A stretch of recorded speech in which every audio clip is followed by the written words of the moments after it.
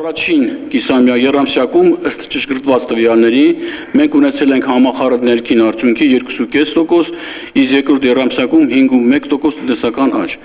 Արդյունքում ունենք շուրջ 4% կիսամյակային տնտեսական աճ։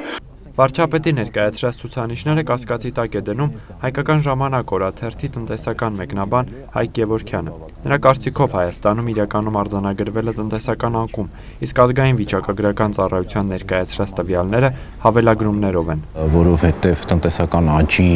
ուղղակի հետևանքը պիտի լինի հարկերի հավաքագրման մակարդակի բարձրացումը։ Եթե հարկերը ավելի չեն հավաքվում, քան անցած տարվա նույն ժամանակահատվածում, ապա չի կարելի ասել, որ եղել է տնտեսական աճ, այսինքն տնտեսական աճի ուղղակի հետևանքը հարկերի ավելացումն է, ինչը Հայաստանում տեղի չի ունեցել։ Նույնիսկ 7 ամիսների օրինակ տվյալներով հարկերի հավաքագրված հարկերի մակարդակը նվազել է 700 միլիոն դրամով։ Ազգային վիճակագրական ծառայության տվյալներով հունվար-հունիս ամիսներին աճ են գրանցել տնտեսության գրեթե բոլոր ոլորտները, բացի առևտրից, իսկ ամենաբարձր աճը գրանցվել է գյուղատնտեսության ոլորտում՝ շուրջ 15%։ Հանձնարարում եմ բոլոր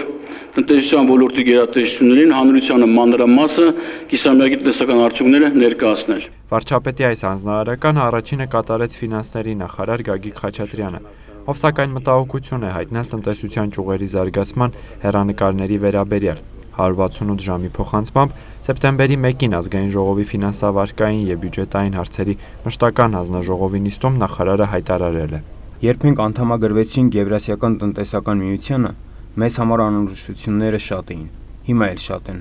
այնքան որ չենք կարող կանխատեսել, թե հաջորդ օրն ինչ տնտեսական վիճակի մեջ կհայտնվենք։ Բյուջեի կատարողական տեսանկյունից եւ առկա իրողություններից պոզիտիվ սիգնալներ մեզ չեն գալիս։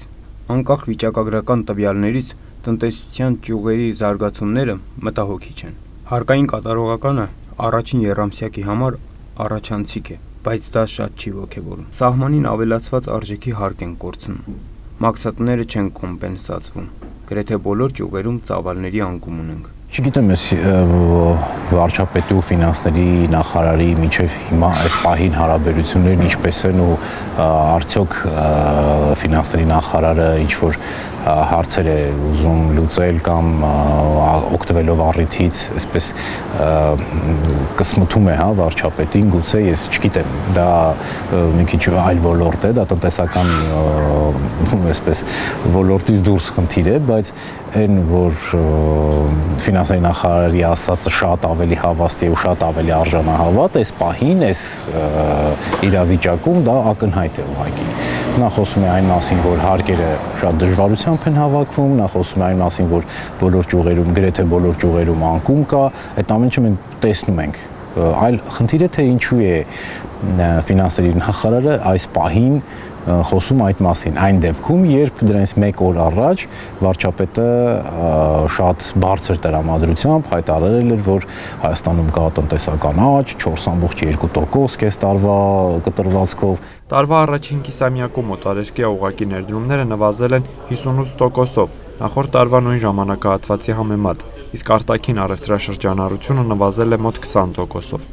Հայկ Գևորգյանը վստահ է, որ 2015-ին Հայաստանը կգրանցի տնտեսական անկում, խնդիրը այդ անկումը ճիշտ հաշվարկելն է։ Իրականում որքան անկում կունենանք, հա, քիչ առաջ ասեցի 4%, մինուս 3%, մինուս 2%, այդտեղ հաշվարկելը դժվար է, բայց որ կլինի տնտեսական անկում, ընդ որում բավականին շոշափելի, կարծում եմ ոչ մեկ չի կասկածում, որովհետև բոլոր այն հիմնարար գործոնները բոլոր հիմնական են ազդեցությունները, որ կան մեր տնտեսության վրա, բացասական նշանով են։ Դա Ռուսաստանից եկող մասնավոր տրանսֆերտների կտրուկ նվազումն է, ավելի քան 30%, դա պղնձի միջազգային գների նվազումն է, վերջին շրջանում մոտ 25-30%, եւ համաշխարհային տնտեսության մեջ ընդհանուր ոչ այնքան բարվոք վիճակը։ Հայաստանի 2015 թվականի պետական բյուջեի հիմքում դրված է 4.1% աճի կանխատեսումը։ Համաշխարհային բանկը 2015 թվականին Հայաստանում կանխատեսում է 0.8% տնտեսական աճ, իսկ արժույթի միջազգային հիմնադրամը 0%։ Սարգիս Խանդանյան, Գևորգ Քարոյան, Civilnet։